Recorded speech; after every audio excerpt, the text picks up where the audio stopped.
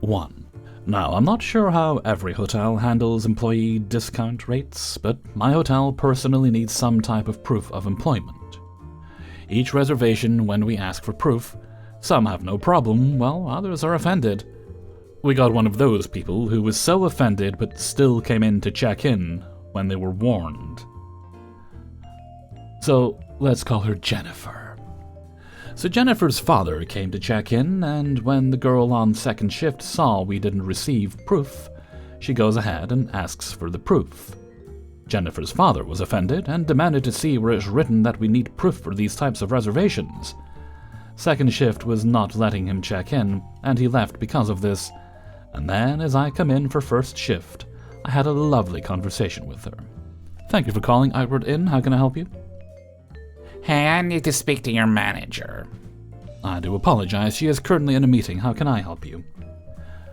I need to speak to your manager and how your racist front desk did not check in my father last night. It's because he's black, right? Just some insight. The father was dark-skinned, but he was Hispanic, as he informed the girl during second shift. I do apologize. However, I'm looking at the reservation, and you were informed that we needed proof of employment, and your father not being an employee, we were unable to honor the rate. Okay, I understand.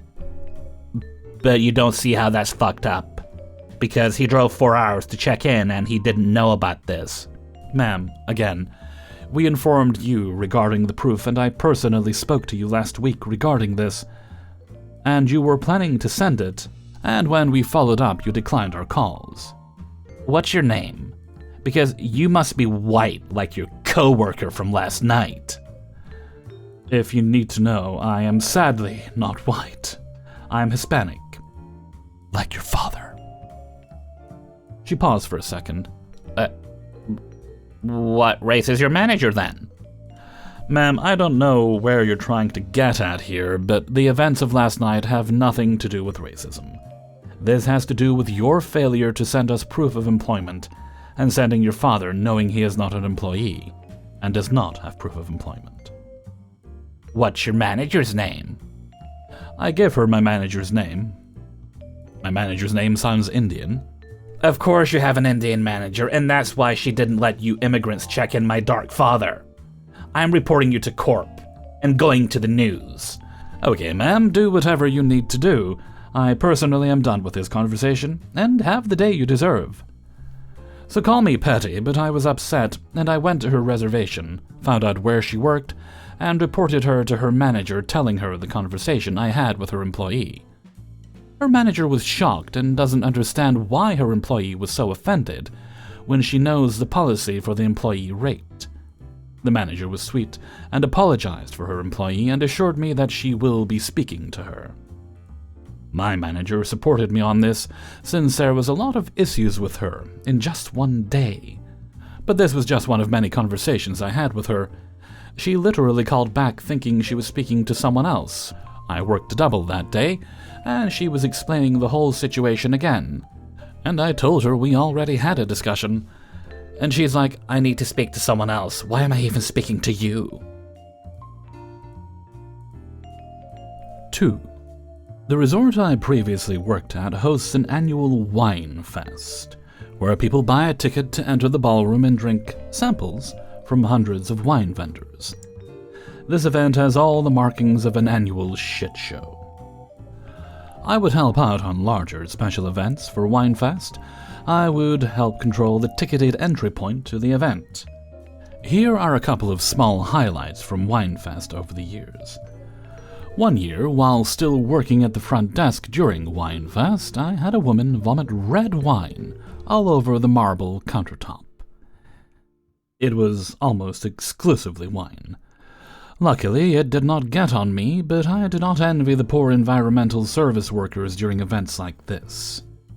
Another year, I was in the pre-function area just outside the ballroom that hosts the drunken festival, when a young lady who had a bit too much to drink staggered over to a chair to have a rest.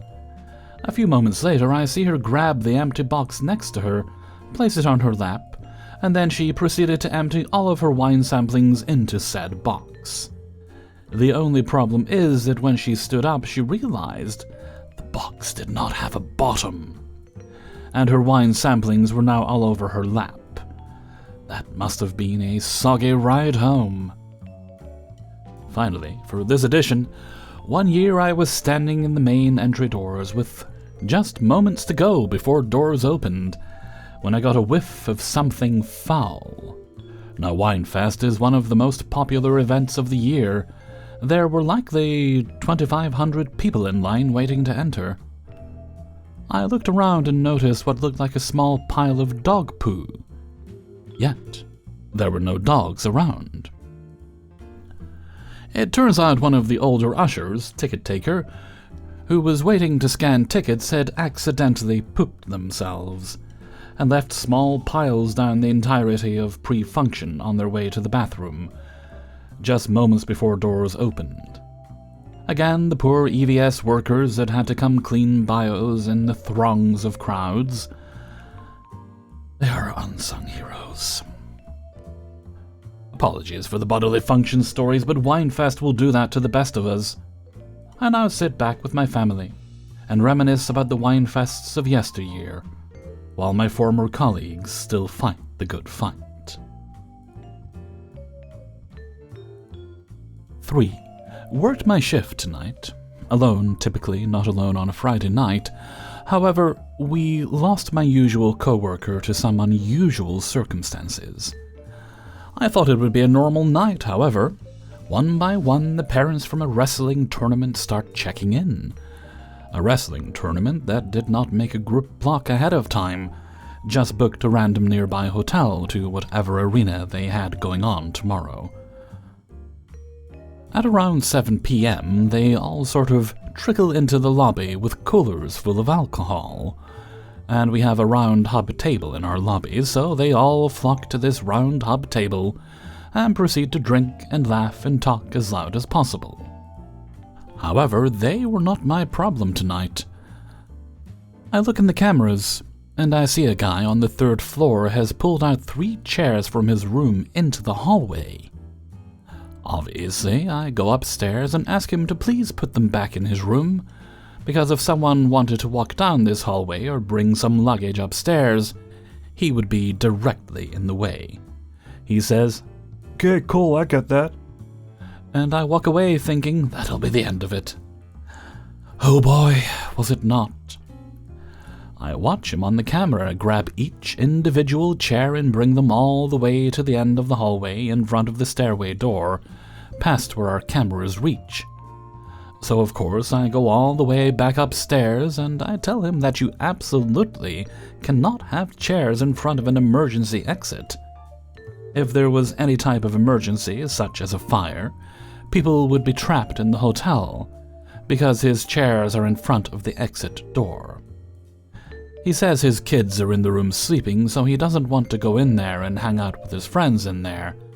And I told him I understand that, but your need to not wake your children up is not more important than people possibly burning to a crisp because of the chair in front of the exit door.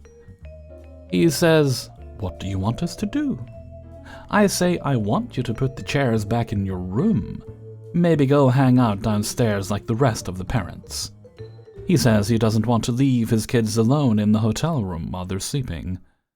Again I say in a firm tone, no debating that he needs to put the chairs back in the room, and the only third option is to stand in the hallway and chat with your friends. That's it. As I'm walking away, he says in a lovely sarcastic tone, Thank you for your hospitality. And I say, "You're welcome," and proceed on to the rest of my shift. What gives people the thought process that they can argue their way out of a potential fire hazard? 4. This story comes from maybe 3 or so hours ago, at the time of posting. For a little context, I'm on the autism spectrum. I promise it's an important thing to add. I came into work today at 7 a.m. and made some small talk with our night auditor before she told me about a guest whose car was broken into over the night. This hotel is unfortunately in a high-crime area, so I'm no stranger to how this goes. But this time was so different. The night auditor was letting me know that she was having trouble with said guest, and that she was being rude. I tried really hard to brace for the inevitable conversation I would have with her. It was in vain. She came up to the desk, and I greeted her as normal, and I've dealt with many a rude guest before, but I think she takes the top 5. She let me know she was the guest whose car had been broken into. Immediately, I asked for her name and phone number, and tell her that I'm so sorry this happened, and ask where she had parked. She parked out of view of our front-facing cameras, so nothing was caught on camera. I could tell she was clearly agitated. As I was taking her name and phone number, as well as a description of the taken items, she kept saying things along the lines of, "You're giving me the go-to-hell look, and you clearly don't care." I always try my hardest to be kind to even the rudest guests. I tried explaining that she had parked outside the view of the camera, and she proceeded to blame our afternoon staff for not telling her there was only one, and that I needed to let my front desk know to tell guests that. I feel I should stress that I'm not the manager, not even close. She's very adamant that someone in the hotel had taken her things, and kept repeating that she should have been told about the cameras. And I got a chance to talk to the person working last night here in about 4 hours, so update soon, maybe? She eventually took a business card with my manager's name and the hotel's phone number, as well as asked for my name and the name of the person working last night. I let her know my manager wouldn't be back in the office until 9 a.m. Monday morning, and that I would make sure this situation gets passed along to her. This all happened within the first 45 minutes of my shift. She called me again at around 9:45, asking for the manager. I said she won't be in until 9 a.m. Monday morning. Can I take a message? Not knowing it was her, and she immediately said, "You guys lie a lot, don't you?" And I finally realized it was her and said, "No, ma'am, I told you Monday morning at 9 a.m. She followed up with, "Well, I was told she would be here today at 9. At this point, I'm very tired of her attitude. I genuinely understand her being upset and frustrated, especially in a situation like this, but that's not an excuse. "I want you to tell housekeeping to look for my things." "Yes, ma'am, I can do that." "What are you going to tell them to look for?" She didn't phrase it as a question, more like she was talking to me like I didn't know what I was doing. "I'll tell them to look for, it's 2 bags of clothes, a bag with a Bible, and a crochet yarn. Tell them that." "Yes, ma'am." And then she hung up. I can't wait to come in Monday afternoon to hear the hell she's going to give my manager and assistant manager, because they don't take that kind of treatment. Genuinely tried to do what I could for her, but yeah, I have no idea how to do my job. 5. I'm a night auditor, so I don't actually have as much to do with the guests as the day shifts, but it was different with these 3. 2 days ago, 3 French people arrived shortly before 11 a.m. A colleague was still there and wanted to check them in. As we are in Germany, he spoke English to them, and they obviously didn't speak any English. Fortunately, I speak fluent French, so I came to the rescue. Suddenly, the 3 gentlemen could speak perfect English and a little German. Here's the trick. If you expect everyone to speak French on holiday, then go on holiday to France, parts of Belgium, parts of Switzerland, Quebec, or a former colony. I don't go to France and expect everyone to speak German to me either. The day before yesterday and yesterday, the 3 gentlemen kept arriving at night with strange requests. Whether someone could make the beds again, any room services from our lobby shop. We explicitly don't have 24/7 room service. Watching mobile phone videos loudly in the lobby at night, and so on. They always got really aggressive when I didn't comply with their requests or forbade their behavior. It was just before 2 o'clock in the morning. They came in drunk and bought something at the lobby shop. This led to a conversation. We're going to do a late checkout tomorrow. Unfortunately, that's not possible. We no longer offer late checkouts because 98% occupied, lots of arrivals tomorrow, and our GM says only late checkout for returning guests because of staff shortage. Every hotel in the world offers late checkouts. But we don't. When is checkout? We don't have our flight until the evening. 11 a.m. We are happy to store your luggage if... What happens if we simply don't leave the room? Asks guest 2. Then you will be evicted and we will charge you for another night. You can't evict us. Who exactly is checking into our room tomorrow? For data protection reasons. Fuck you. We'll see you tomorrow. We specified late checkout when we made the booking. All three turn around and storm off. Incidentally, they didn't specify anything in the booking. Let's see if they get to spend their afternoon with police tomorrow. I'm really not in the mood for more drama. Only 4 more hours, then my shift is over. The following day, my colleague said that they still hadn't checked out at 11:30 a.m., which is why she called, and one of the guests said on the phone that I had authorized a late checkout. At the same time, another guest went down to the lobby shop and wanted to write this on the room, which is why she knew that he belonged to this group. She told him that they had to leave immediately, otherwise they would be dismissed from the building by the police. He told her that I had insulted them that night and that they had booked a late checkout on Booking anyway. You can't book this on Booking.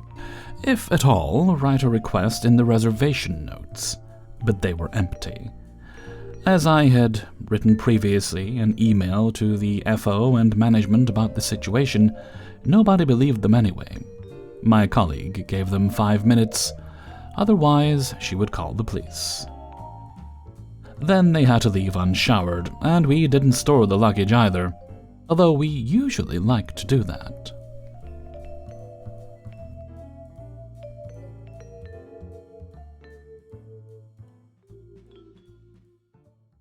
Hey everybody, Hellfreezer here, and thank you very much for listening to Coahw, episode 136. And thank you very much to everybody who allowed me to use their stories in this video. Before you go, please do hit the like button, and share the video with friends and family and guys named Jeff. If you'd like early access to these videos, then no problem, you can get that by joining me on our Patreon, which is linked in the description. Just Hellfreezer on Patreon. Click the link, it takes you right to it.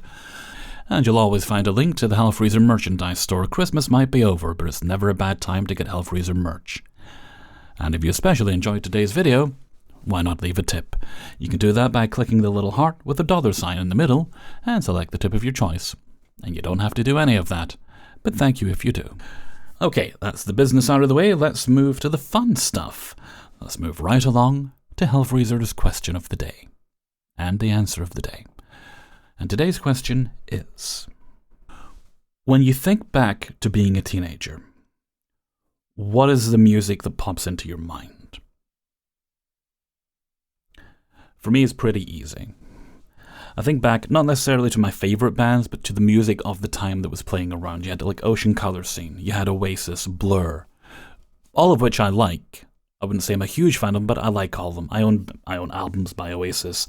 I don't know if I own anything by Ocean Colour Scene, though. I own some songs, just I don't know if I have specific albums. That was also the period in my life when I really started to appreciate George Michael, whom I love to this day. And honestly, I think most of the musical tastes I developed in my formative years, they have stuck with me. I can't think of any that I've actually gone off of. But I guess that's how the nostalgia factor kicks in, right? And you get those funny songs like, was it Rednecks, what they call it? Like Cotton Eye Joe, then Crash Test Dummies with, like once there was this kid, oh, you know the song, I don't need to sing it. And that's a subject I could go on and on and on about, because I listen to a lot of music that is current. I certainly listen to music that is more current, and I've found artists that I've enjoyed that are more current. A lot of them I found through YouTube, and it's been nice to watch them go from just, people recording in their bedroom to being like full-on professionals playing massive concerts. Dodie, for example. So, why don't you let me know what yours are in a comment below. And before we go, let's have the answer of the day from a previous video. And today's answer comes from Dustwarden. I think I had them in the last one, didn't I? Their answer is, and this is in relation to acronyms that mean one thing most commonly, but you associate them with another thing in your mind. And they say, I have the same trouble with DNR and DM, GM, meaning Dungeon Master and Game Master to me, not District Manager and General Manager. And I totally get that one too. There is also one, this one only applies to me though. It might be a little vain. Sometimes when I see people write HF, which means have fun, I've also seen people write that when referring to me, as in Hellfreezer. So there's always that little moment of confusion where it's like, that doesn't make sense. And so, oh, if you're saying have fun, that doesn't make sense. Okay, with that, I'm going to head off for now. So until next time, thank you very much for listening, and take very good care of yourself.